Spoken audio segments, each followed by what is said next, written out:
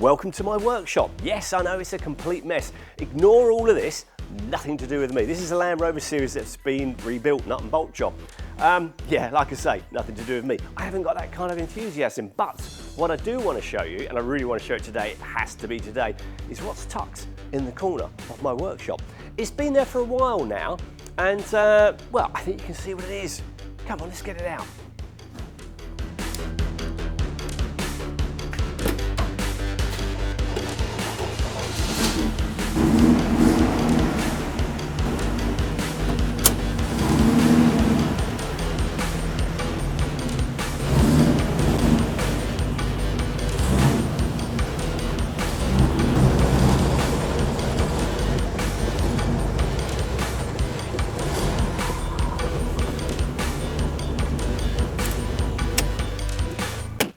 That's a bit noisy, isn't it? It's a Sunday as well.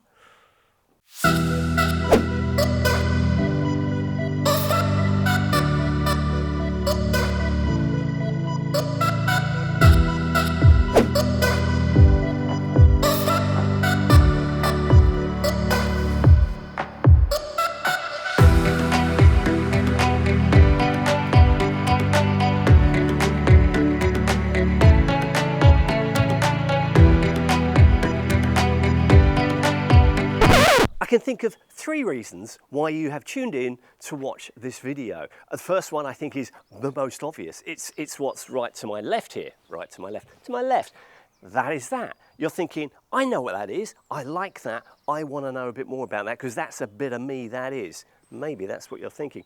The second reason might have something to do more with me, with all my adoring fans. It's my good looks, my witty banter, charming smile, and my loyal fans will tune into any old tosh that I put out, no matter what I'm ranting about.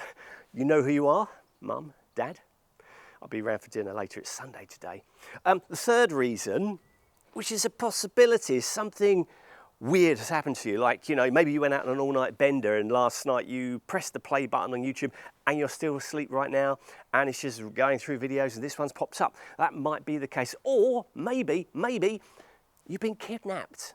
Yes, you've been kidnapped. I know it sounds a bit drastic. You're tied to a chair. You can't turn off the button. This is a kind of torture video for you. Maybe. Well, it's usually at this point, I usually say at the beginning of the video, please do subscribe if you like this kind of content, you know, but obviously those doesn't really apply to those in chairs that are tied down. Maybe later, maybe later.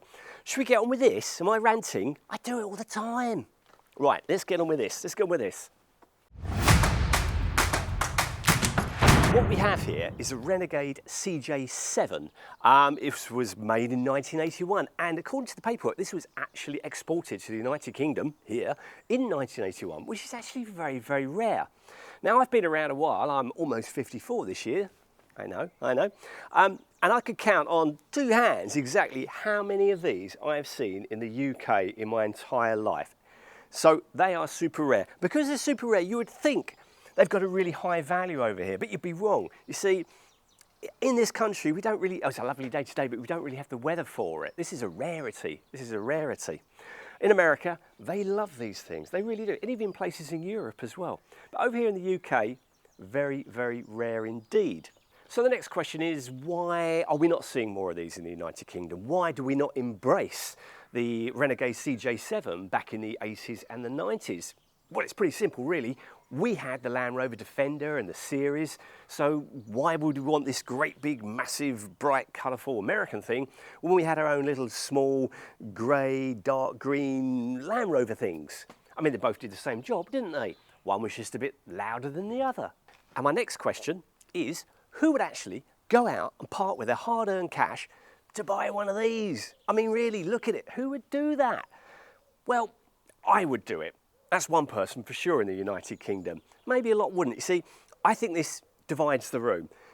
A lot of people in the UK would look at this and think, oh my God, it's so American, it's OTT, it's, you know, 1980s, 1990s, big engine, lots of chrome, it's shouting, here I am, here I am.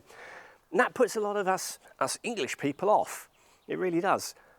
But not me. You see, this is mine. I went out and I bought this because I always wanted one, and I'll come to the reason why I did in a minute. I genuinely look at this like people might look at a piece of art on the wall. I think the design, the shape, oh, it's a bit hot today. I love it. I just absolutely love it. I think it's amazing. I will point out, this is not a stock vehicle. It's had a few alterations, which I'll come to in a moment. Yeah, but before that, I need to let you know about my love affair with the Renegade CJ7. It goes back to when I was a teenager.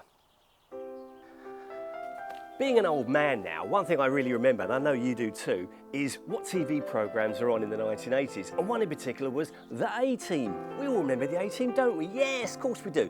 If you have a problem, if no one else can help, and if you can find them, maybe you can hire the A-Team.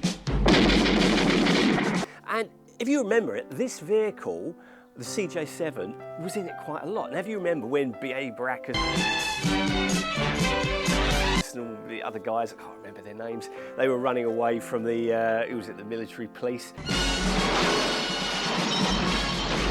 The military police always had these vehicles, and you would always see these, you know, doing massive jumps and tumbling and rolling everywhere and smashing up. And then you see the soldiers getting out, rubbing their heads like that, going, oh, that really hurt, oh, my knee, oh, a little chafe down here.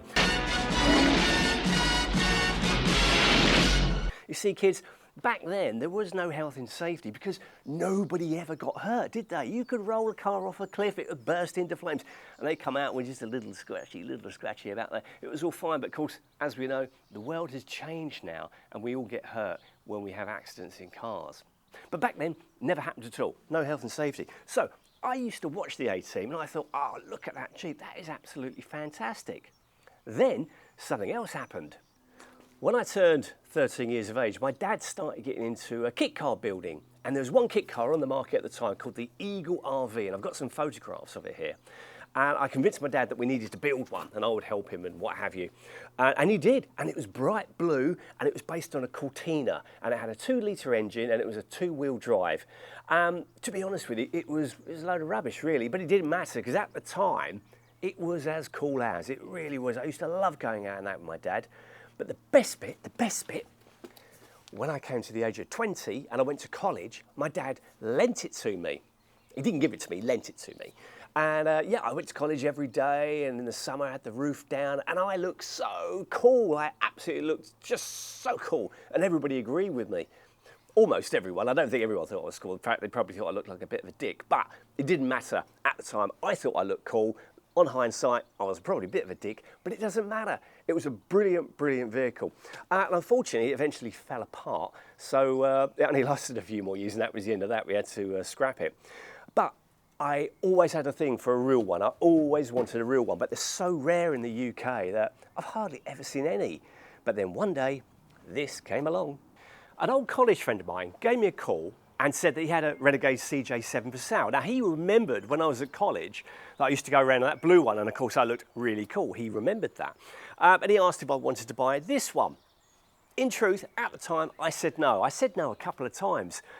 Mostly because I thought, am I really going to get any use out of it? I don't know. But he kept bringing the price down, brought the price down, and yes, I eventually said yes. It didn't quite look like this when I got it. I have done some stuff since. I've put bigger wheels in it. It needed big wheels. And last summer, I gave it a body lift as well. It was supposed to be a 2-inch lift, but I made a mistake, ordered the wrong part, and we now have a 4-inch lift, which means it looks like a bit of a monster truck, and you need a set of ladders to climb in. But that, I think, is how it is supposed to look. It's super cool. It's lovely. And I also thought that this was going to have one of those massive V8 engines in it with a big old chrome air filter, you know, like the sort of stuff we've seen on TV. But actually, quite surprising, no, this is a 4.2 litre straight 6. I'll show you.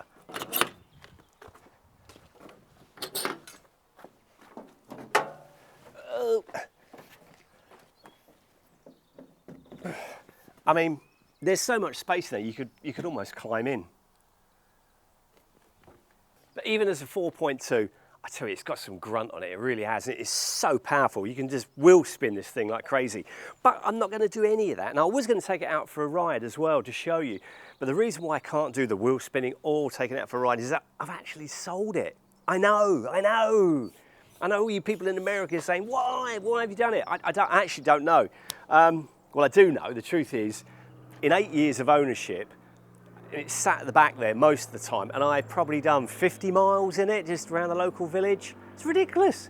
I don't use it, and I don't want to sell it, because I love going into the workshop and just looking at it, and I love listening to the engine. It's addictive. It really, really is.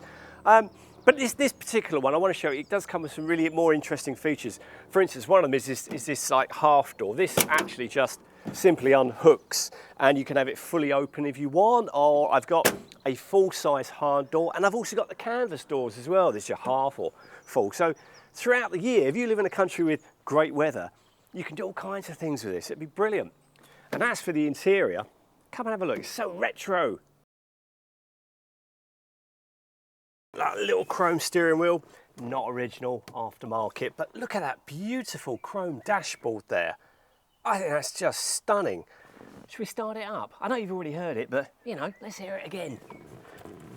Got to mention it's got an immobiliser, so I have to take the key out, put it in there, do this. It might squeal a bit. I think the fan belt needs tightening up. So just ignore that bit, ignore that bit. Here we go. Oh, and the battery's a bit low, so it might go flat. It's not a good sound, is it, so far? Let's see how it goes. Come on, back. There you go. Oh, it'll go in a sec.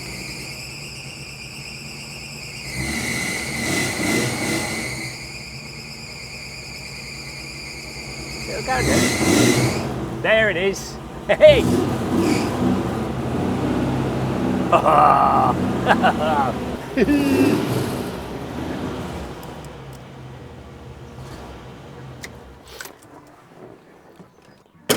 Well, I'm afraid that's kind of the end of this video, and it's the end of my relationship with this CJ7, which is a real shame. And I do love it, I really do. God, that's still hot, still hot. But I don't use it, do I? You know, I just don't use it. What's the point of having something if I'm not really going to use it? The only enjoyment I get is looking at it in the workshop, sitting there collecting dust. And hopefully it'll go to a new home, a better home, and somebody will enjoy it, hopefully as much as I have. Well, I hope you've enjoyed watching this. If you have, do now please press subscribe. Maybe you're not tied to that chair anymore. That'd be nice, wouldn't it? That'd be nice. I'll catch you in the next one. Till then, take care. I'm going this way.